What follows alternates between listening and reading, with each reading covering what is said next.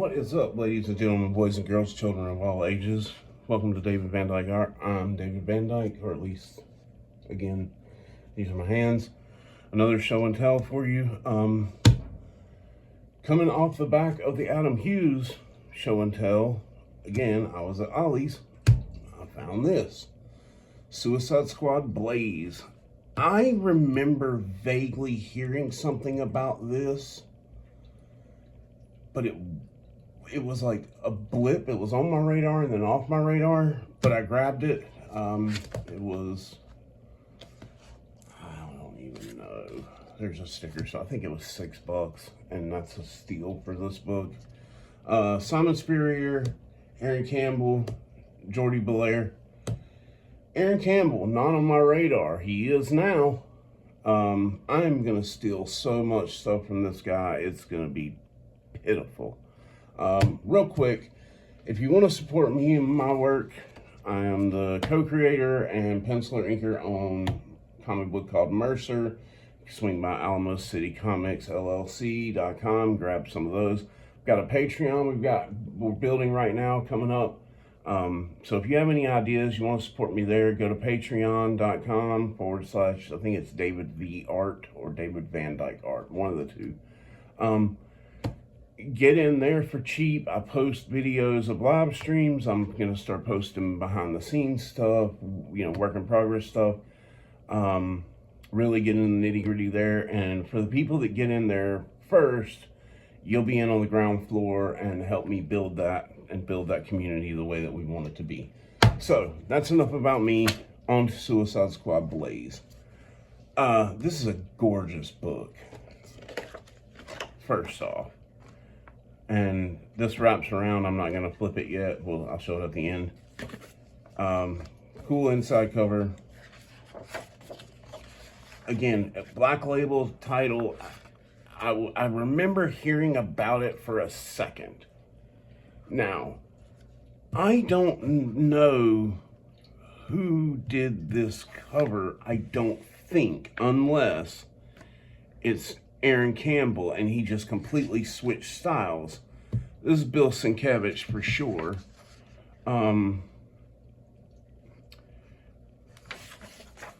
So if you know who did that cover, let me know, because I love this as well, but it's not really signed. And I'm not saying that he couldn't have done it. He certainly could have. He's talented enough for sure.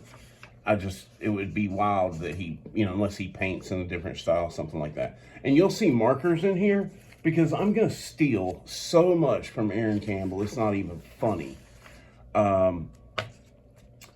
Great cover, Matthias Begara. Again, butchering that name. Sorry, but cool cover.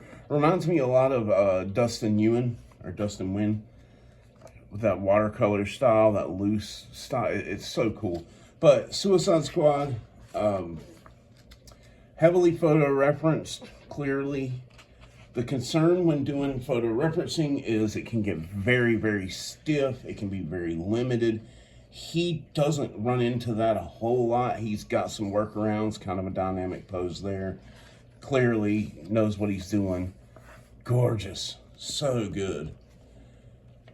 But the story is basically this guy, I think it's this guy. Anyway, there's like this group of losers that Suicide Squad brings in, and they get powers, but as they use the powers, and the group of people that get these powers given to them, as they use them, it shrinks their lifespan, so they're going to die quicker. And then as people in their group die off, the rest of the group gets their power as well, and it shortens their lifespan. There's a big bad that they've got to go fight. Again, stories, it's a Suicide Squad story. Like, Waller's bad, doesn't like Justice League, but it's a cool story for what it is, but it ain't. You're here for this is what you're here for. You're here for Aaron Campbell to put on a clinic. Look at that Harley face. Like, dead on the money. And this book came out, I should have looked beforehand. I'm new to these show and tells, guys, so bear with me. We're going to learn together. think it was 2022. It was a 3-issue series published in 2022. This guy is your main character. He's kind of a lowly, you know, he's a nobody. And there's a girl that he was like in love with, and she gets in too. And so there's that they play along with. I love the King Shark. It's so good. This is a, you know, 3-issue, but I don't think it's 3 standard issues. It could be, but I didn't page count it. This is your back dust fold, which is what got me to grab it, that and the cover, which we'll talk about more. You can see where I even wrote like bottom panel, shadow for Mercer 5, because that's the way this works, man. I like the shadow on this figure. I have a panel where this type shadowing could work, so I'll throw it in, see how it goes. By no means am I copying his figure. I'm not copying anything about, I'm just using his lighting. I like the way that he lit this figure. I like the way he did the folds, so that's what we're gonna do. You'll see David Finch do a lot of this, and he talks a lot about it recently, and that's good because it should be talked about. This is how you learn as an artist, you know. You don't just copy what you see that you like. You copy it, but you apply it to your work and make it your own. And Aaron Campbell has such a good understanding of lighting and texture and grit. And I want to get more of that in my work. I'm way too tight of a artist. I lose my mind over every single line, and it slows me down, and I stress it, and he's a lot looser than I am, so I'm learning from that, and I'm gonna swipe it. See, this is the nobody, and this is the girl that he was like in love with, and they didn't see each other for a while, and now they're back in the program together. They're all inmates, and now they're getting the superpower serum, whatever. Who cares? This is your big bad, I believe. No, it's not. He's there somewhere. Aaron does a great job of really, you're not supposed to see the guy. You're kind of supposed to see the aura of him. And Aaron does a great job of giving you that. Good stuff, though. He knows when to back off of the grit and give you something. So it's not just, you know, it's not overbearing texture all the time. He pulls back and gives us a face when we need to see the face. Cool effect. I would love to know his process. It looks like he's either using, I don't know if he works digitally or not. I'm a little confused on that because later in the book, in the back, he talks about setting up a lot of reference, taking a lot of pictures, but then he's like, and then I'm ready to paint. I don't know if that means digitally paint, if that means traditionally paint. I don't know, so I would hedge, I would be skeptical to guess. But this looks like colored pencil to me. If it's traditional, some cool loose inking strokes and dry brush. Again, I don't know. I would love to find out. I would love to talk to him about his process. See how he gets what he gets, because he gets a lot of mileage out of this stuff. And you can't say that it's just like, oh, he's tracing out photos, because where are you going to get every angle of Peacemaker's helmet? A photo of that. Like, the dude can clearly draw, he can clearly work. So good. See, this I believe is his painting, and so going back to the beginning, it makes me question not the amazing Sienkiewicz, because that we know what that is. It makes me question this. Like I said, totally possible. I don't see a signature though, whereas I believe that's his signature, and I believe this is his painting. It's in his style, at least. Could be wrong. If so, let me know in the comments. Oh, no, wait. Yeah, that's right. We wait till Christina Kalida, I guess. That's right. I knew that and forgot. Yeah, they put it later. Why you wouldn't put this in the beginning is beyond me, though. Come on, DC. What are you doing? Amazing stuff, though. It looks so good. I'd be interested to know if this is digital or traditional, and if it's traditional, I really want to talk to her. him, her. Again, not sure. In the story, Superman gets sent in. He gets taken down. The big bad, which is so cool. He keeps this type of effect going so that there's always this feeling of energy and movement. So good. So Superman gets taken down. Waller finds out, and they believe Superman to be dead. So she's thinking, like, we can send these noobs in to grab the guy. The Suicide Squad will be on scene. They'll be the big heroes. I'll look like $1 million. And if anybody dies, it's not the main people, so who cares? See, so loose.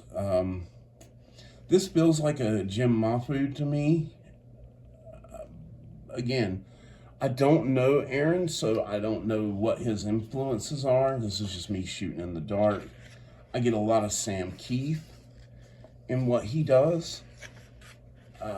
You know, Bill Sienkiewicz, of course, clearly, but a lot of Jim Mahfood in these loose, quick strokes. And I feel like this is traditional, which would be cool, especially, you know, this would be some Zipatone laid in, but probably digitally done. Again, I'm talking out my ass here. I don't know. I don't know the guy. I've spoken to him once when I posted a picture of this on Instagram. He seemed to be very nice, you know. So I hope to get to talk to him more in the future about his process, how he works, what he does. Because it's so energetic and so textural, and it's so good, and I love it. And I want more of it. I want to know where to go to get more books of his. I want to know why DC doesn't have him on stuff all the time. That's an awesome shark eye, you know, for King Shark, zoomed in, teeth. So, so good.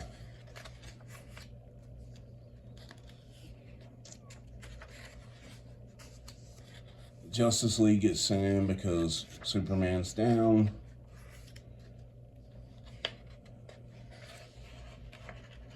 For some reason, the Flash is a hothead, like, full of testosterone that's going to break people in half, which is kind of weird, but hey, whatever. I'll go with it. Again, we're here for the artwork, and the artwork is $1 million. This stuff looks great. Pulled back here, and I wonder if there was a reason, just because of setting, and you know, but this seemed more reserved than what had been going on the whole time. Maybe there was a deadline issue. They, you know, these publishers will move deadlines sometimes because printing has to happen a certain way. And when that happens, you just have to adjust. And so maybe you don't get to do all the texturing you want. You have to pull back a little and just get the key things in that matter. I'm not saying that's what happened. I don't know. But I wonder why there was a good 2-3 pages where we got something completely different. That's so good. Yeah, they grab the guy's pube, and that's what they're going to use to figure out how to stop him. And then that becomes the key thing they got to hang on to.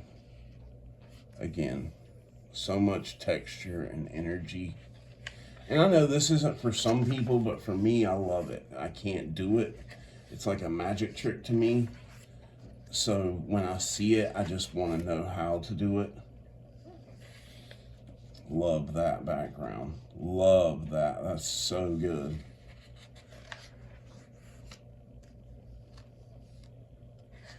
Now the Justice League are gone, so Suicide Squad's being sent in.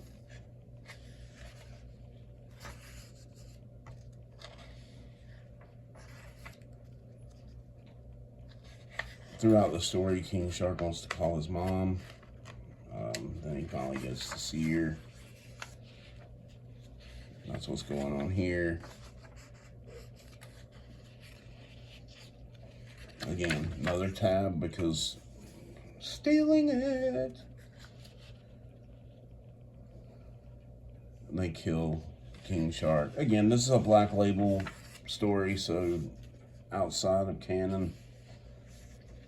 Which is what's so great about Black Label. You can play and have fun and do more adult things. And really tell cool stories. Which this is a cool story. I don't want it to seem like I'm just dogging it. It's a cool story. But I'm not here for that. I'm here for this. Look at this. Again, I just, it feels Bill Sienkiewicz. It feels Jim Mahfood to me. You know, maybe some Jason Alexander.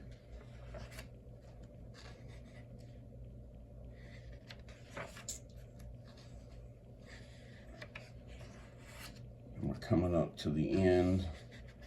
Page's design too, he does a really good of giving us these moments where we're in normal panels, and then when he needs to break out for an important moment, we do that. He's not a slave to a 9-panel grid or an 8-panel grid. He's using it for structure in certain places, but for the most part, when we need an impact moment, he has no problem pulling the borders away and giving us that moment.